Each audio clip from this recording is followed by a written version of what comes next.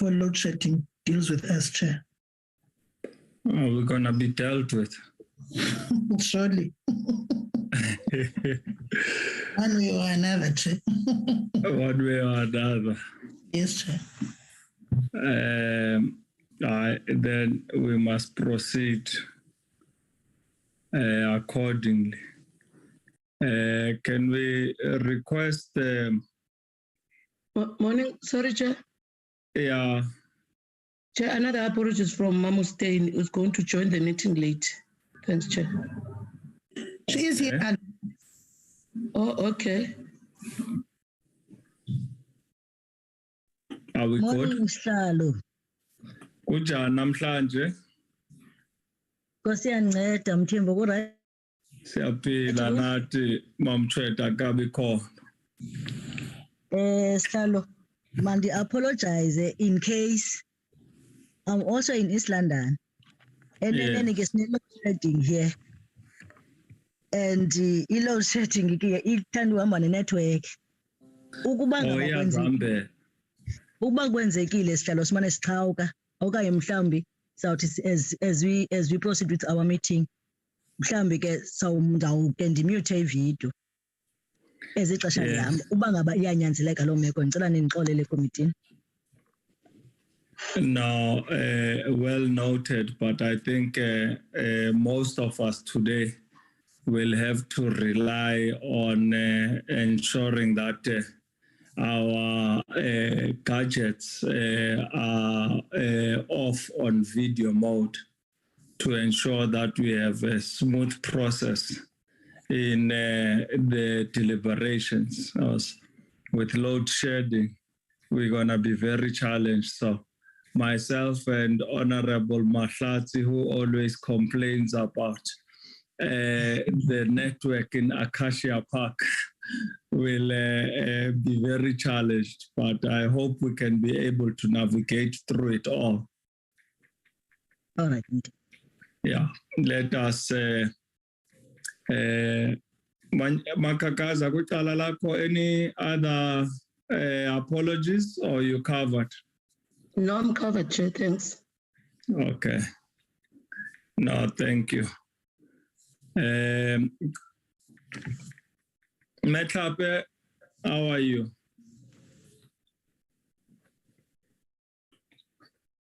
She's still joining, Chair. She's still joining. Mamusten. Man ben Katela meantime, Sylvie. Oh, Timbum cool. Welcome, Mama Stein. Hello, Mama Stein. No, it's good to hear everyone on the platform. Let us proceed, honorable members, with our meeting today, as we are joined by the Honorable Minister Mahmoud Diza and the executive. Good morning to the honorable members of the Portfolio Committee on Agriculture, Land Reform and Rural Development. Also, good morning to the respected DG Ntate Ramasodi, as well as the officials of the department. Welcome on the platform. Ladies and gentlemen, and members of the media who may have been able to join us this morning. Comrades and friends, good morning. Goeiemorgen, Molweni, Dumelang, and peace be with you all. We give thanks for the new day and the opportunity for the wonderful day that we embark on this meeting of ours.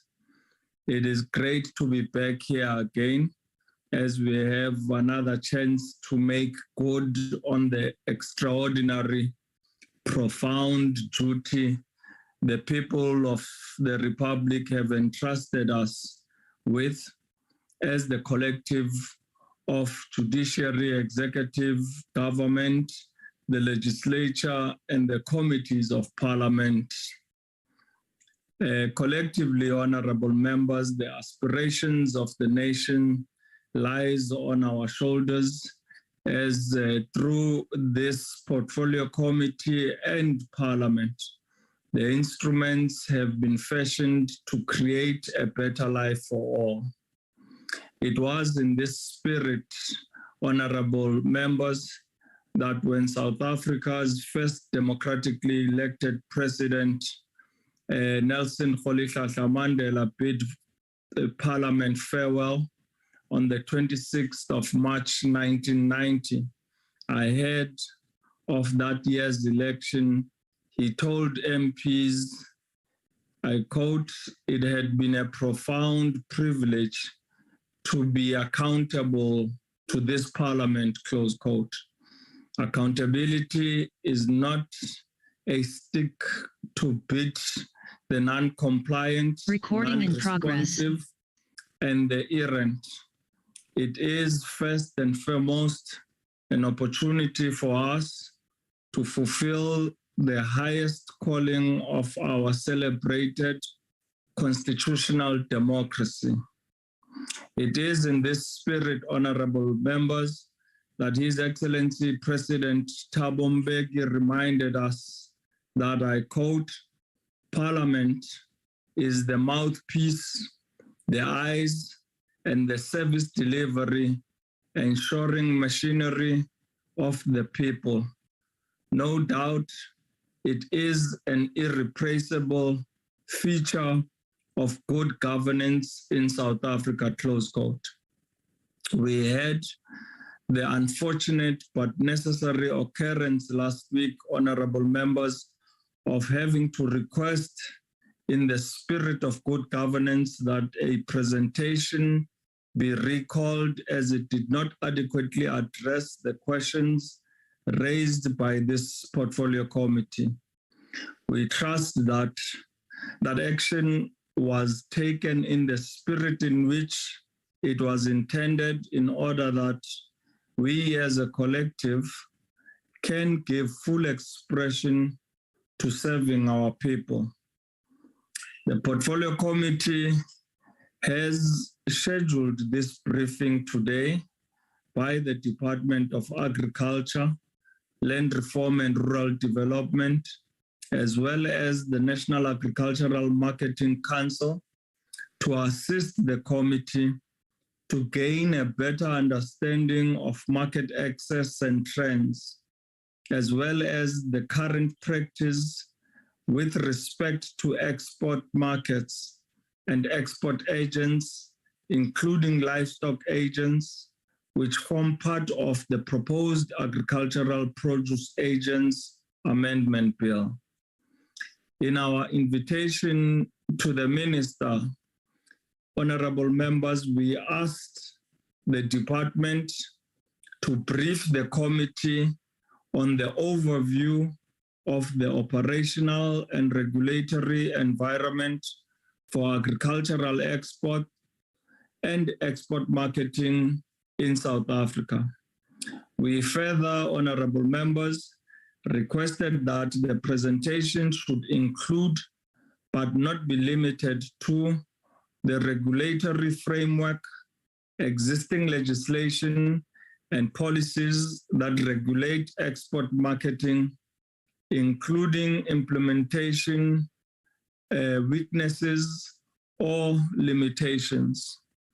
The current operational practice for export marketing agents and livestock agents, operational and regulatory differences and/or similarities between fresh produce marketing agents versus export marketing agents and livestock marketing agents.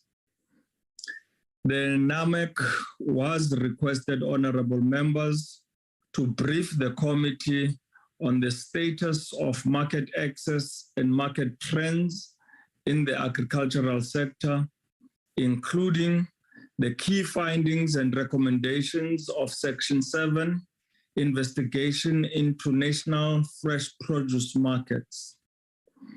It must be noted, honorable members, that the department has already briefed the committee on the Agricultural Produce Agents Amendment Bill. Subsequently, the committee called for written submissions from members of the public and is still engaged further with the public on the bill through oral public hearings. Honorable members, the committee has received presentations for this meeting from both the department as well as NAMC.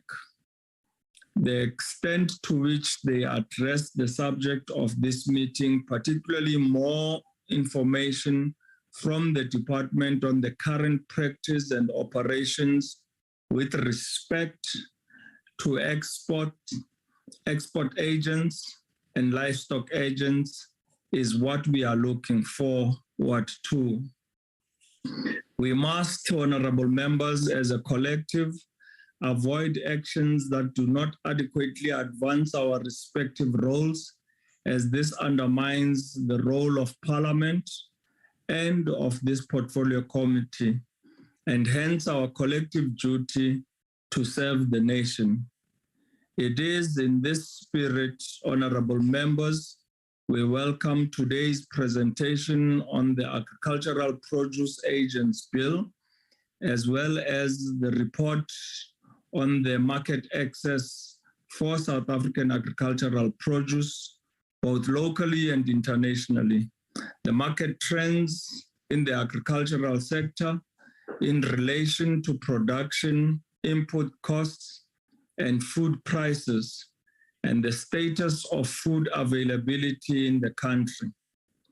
In conclusion, honorable members, let us be reminded once again of the farewell words of President Mandela to Parliament when he said, I quote, "It was here that the possibility was created of improving the lives and working conditions of millions," close quote, said Mandela in his 1999 parliamentary farewell speech. Look at the work the committee that we have scrutinized legislation and improved it, posed difficult questions of the executive, and given the public insight and oversight of government as never before. Honorable members, let us welcome the Minister and enable her to take lead in presenting the DG, and whomever of the officials is going to lead us with the presentation from the department. Honorable Minister Mamuti Deza, good morning. Over to you. Good morning, Chairperson, and good morning, members of the Portfolio Committee, senior officials led by the department, as well as members of the NAMC.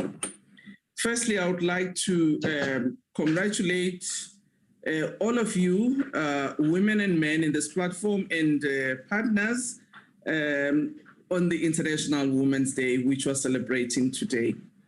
I noted the areas that Chairperson have highlighted, reminding us of our own history and what happened in this day, in particular as it relates to our founding father, President Mandela. But I just thought, in addition, Chairperson, I will congratulate all of us on the International Women's Day and hope that we will be able, in various platforms, to be able to celebrate this day and mark progress that we've made, and what challenges still lie ahead in respect of women empowerment and women's emancipation internationally, including our own country.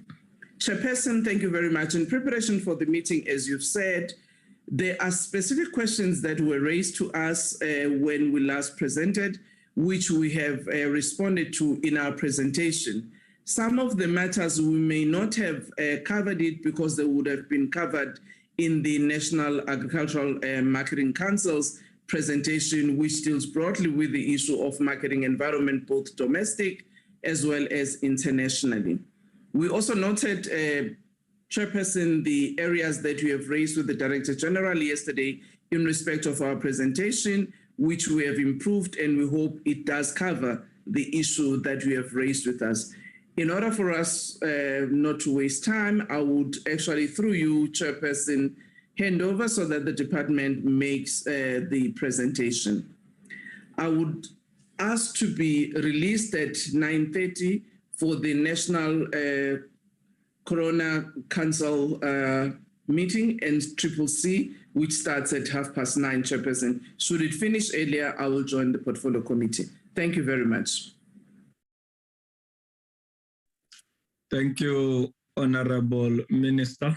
Perhaps before you take leave, honorable members in the committee have been sharing sentiments of your absence in the meetings, and that due to the certain challenges we are beginning to experience, they would like the Honorable Minister to at least form part of the meetings and sit through the meetings as best as she can. But let us, because of this commitment today, allow you to be able to be excused. But please, in the future, do note the concerns of the committee so that we can be able to get the ship back online and we can be able to perform at the level that is expected by yourselves as well as the committee in ensuring that we are able to do our work. But we will allow the minister to be excused today. DG, Dr. Ramasodi. Thank you very much, Honorable Chair and Honorable members of the Portfolio Committee on Agriculture, Land Reform and Rural Development. There will be two presentations that will be made today. The first presentation being made by the National Agricultural Marketing Council, and a supplementary presentation that will be made by the department on specifically the export market and the agents from a broad perspective, and how this tailors into the current bill that is under discussion on the agricultural produce bill. I will call upon the chair of the NAMC, the National Agricultural Marketing Council, Mr. Angelo Peterson, to introduce the presentation that will be taken from the National Agricultural Marketing Council. This presentation will deal broadly on the issues around market access, will also deal both international and local. It will also take into consideration the cases that were done in terms of investigation, the Section 7 investigations that were done by the NMC. And ultimately, we will then tailor in how all of these come together towards the export, and how they tailor in also in terms of the current bill under discussion. Thank you very much, Chairperson.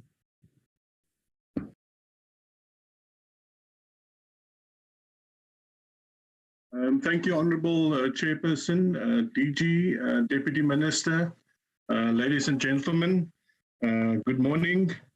It's my pleasure to present to you the presentation of the National Agricultural Marketing Council to give you an overview of the outcome of the Section 7 report and to give you, the committee, some insight into some of the challenges. Local fresh produce markets, as you would know, plays an important role in food security and providing market access to specifically smaller black growers as well. Despite the growth in the fresh produce markets, transformation in the sector remains a significant challenge, and the team will unpack that in the presentation. Fresh produce has gained access to new markets globally from an export perspective. But we find that internationally, trade barriers continues to be a challenge in terms of growing our South African footprint in terms of international marketing. One must bear in mind that there is a significant difference between a local market agent and an export agent with completely different rules and dynamics applying to both. I think we must be very cautious in our legislation that we don't build in more barriers in terms of what we're trying to achieve, but that we rather enable, the marketing of international fruit. By way of an example, just to prod your thinking, credit insurance is something that's mentioned in the bill. Yet, in terms of African expansion of international marketing of fresh produce, that market basically trades without insurance. So that is going to be a significant challenge. We will unpack the bill later on, and I think it's important that we get as broad perspective in terms of what will work and not work. It's important that we don't score our own goals. I think infrastructure development is critical. It's no use we have growth in the ground, that we're spreading our footprint, and we don't have the infrastructure. And yeah, I make reference, for example, to some of the challenges we've experienced with our ports recently. It makes it very difficult to export product if your infrastructure is not there. Then it becomes unprofitable.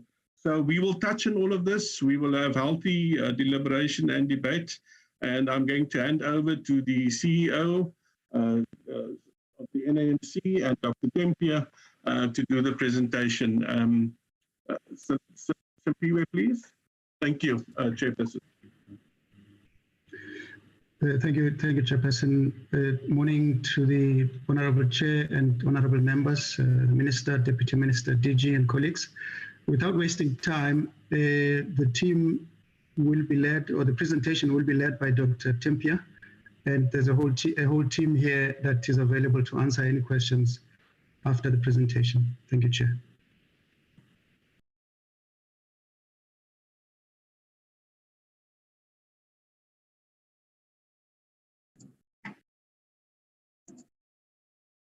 Okay. Good morning, Chairperson and everybody on call, and of course to our Honorable Minister, Ms. Toko Didiza. My name is DALRRD Tempia, as I've been introduced. I will be going through the presentation which we have prepared as the NMC, and I don't know if through you, Chair, I can be able to share my presentation.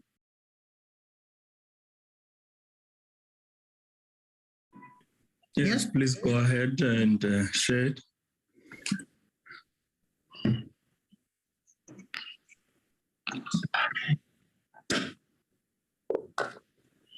Let me put this in the presentation mode.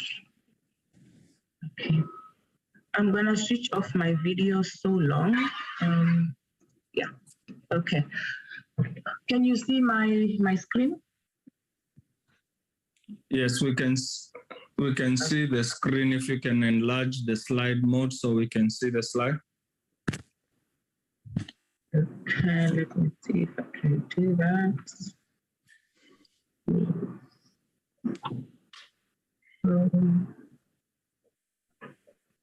I mean, it shows it's enlarged on my part. I don't know exactly what I'm doing wrong.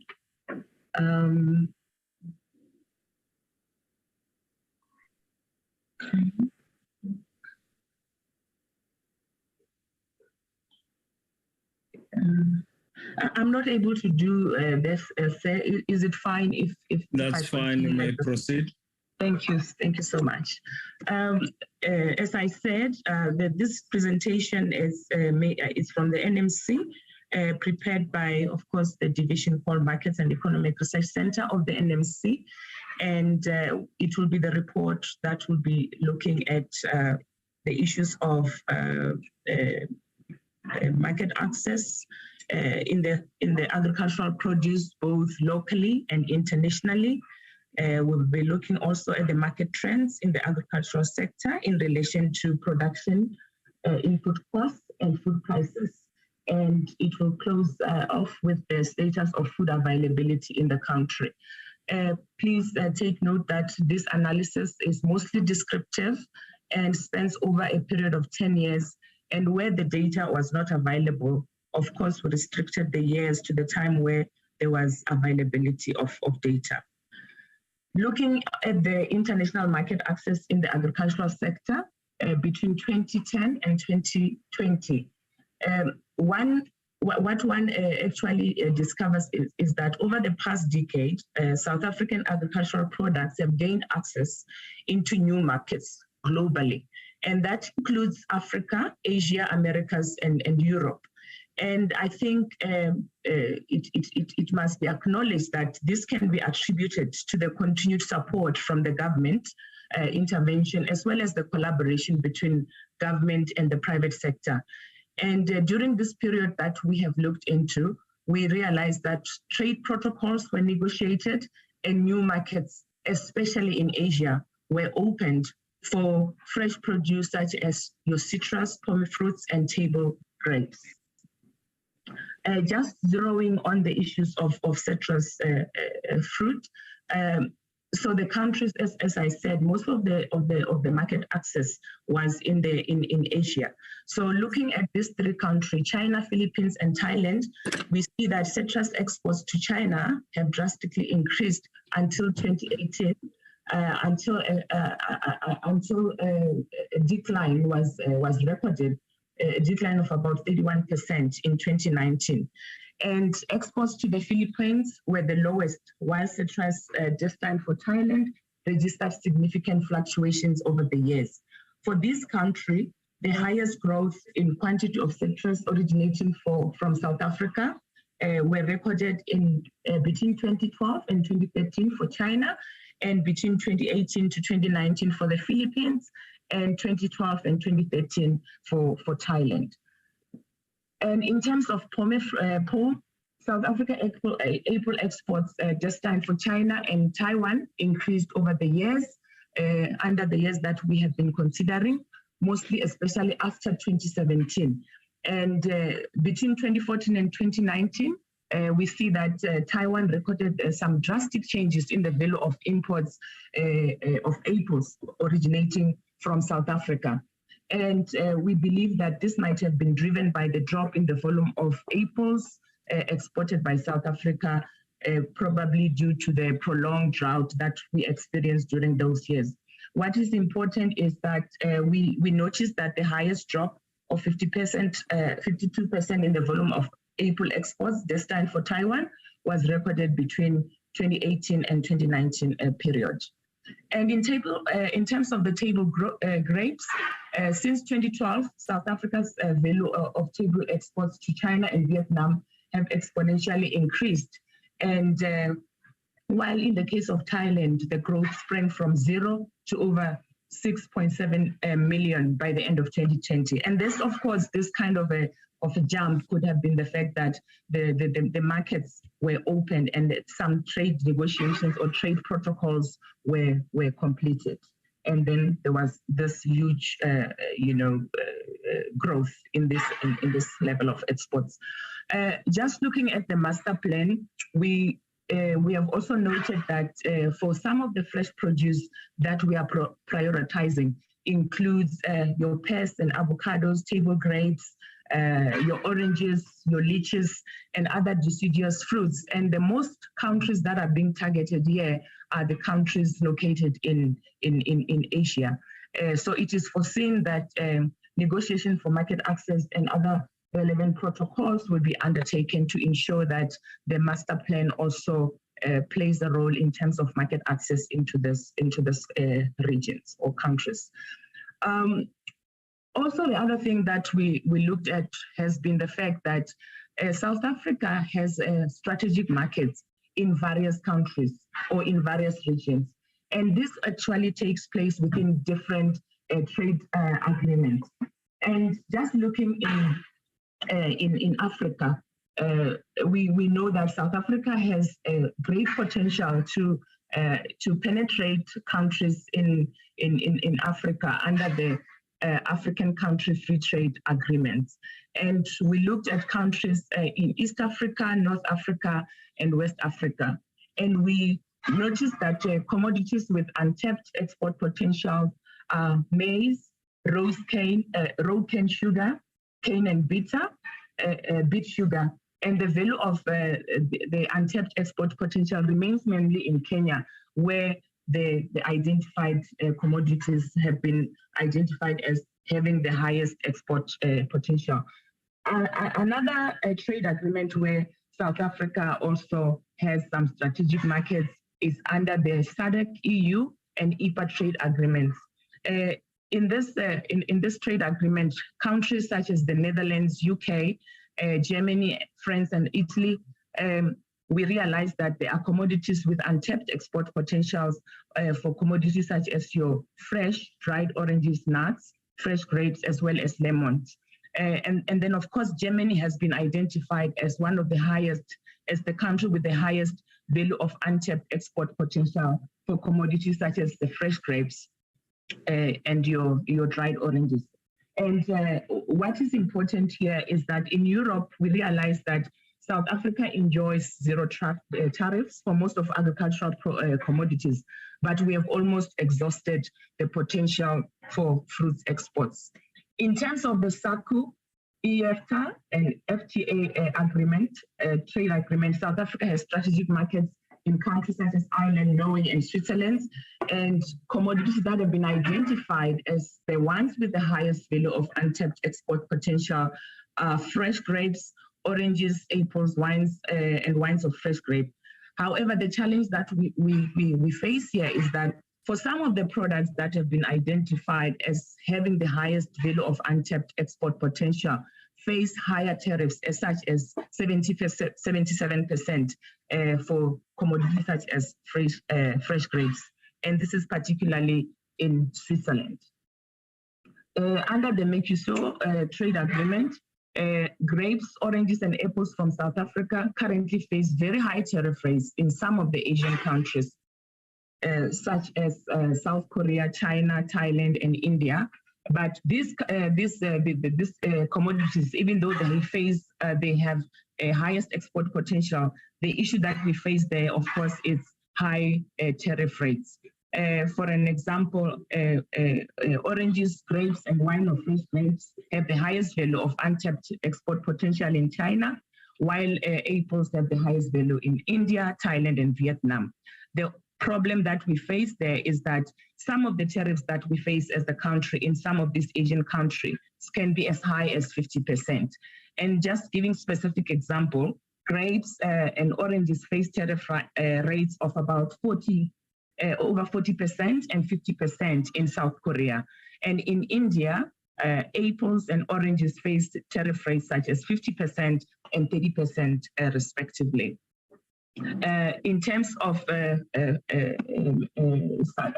Mercosur countries such as Brazil, Argentina, and Uruguay and Paraguay, the commodities that have untapped export potentials are wine of fresh grapes, fruits such as the apples, orange, and pears. However, we find that highest value of untapped export potential in Brazil is in wine of fresh grapes, oranges and apples and pears, but we face high tariff as 25% on some of these commodities that we have identified, such as wine of fresh grapes.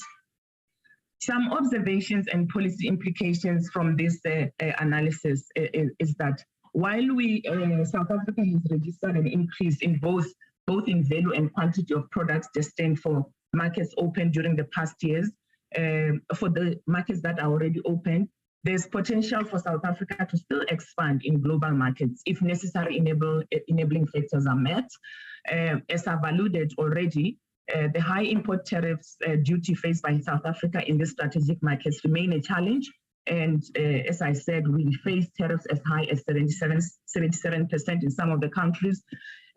Trade within Africa, it faces challenges such as high transaction costs linked to trading with the continent. However, this can be addressed through policies such as AfTA agreement and investment in infrastructure. So in Asian countries, there is also a need to negotiate better tariffs as agricultural products are highly protected. And of course, besides just the tariff, we know that non-tariff barriers such as phytosanitary requirements cannot be neglected, as this play a very huge role in accessing international market access. However, it is also important that for any penetration into a country, it's important that we have a deeper analysis into the in-country information, such as the distribution channels, competitive analysis, and consumption pattern of the citizens. Going on to the second part of the presentation, looking at the status of market access locally, as requested by the portfolio committee, the NMC has been following up on the recommendation of the Section 7 study that was conducted by the NMC, and this is a very important study in terms of solving some of the challenges that we face as the country in terms of inclusivity of in the economy by those who are marginalized. So, despite the ambition to penetrate the international markets, local market access really remains an immediate solution to address unemployment, food security concerns in the country. And we know that there are challenges that actually we face in terms of how the issues of market access is playing in the country. And some of the issues relate to market concentration and some barriers to entries, such as stringent market requirements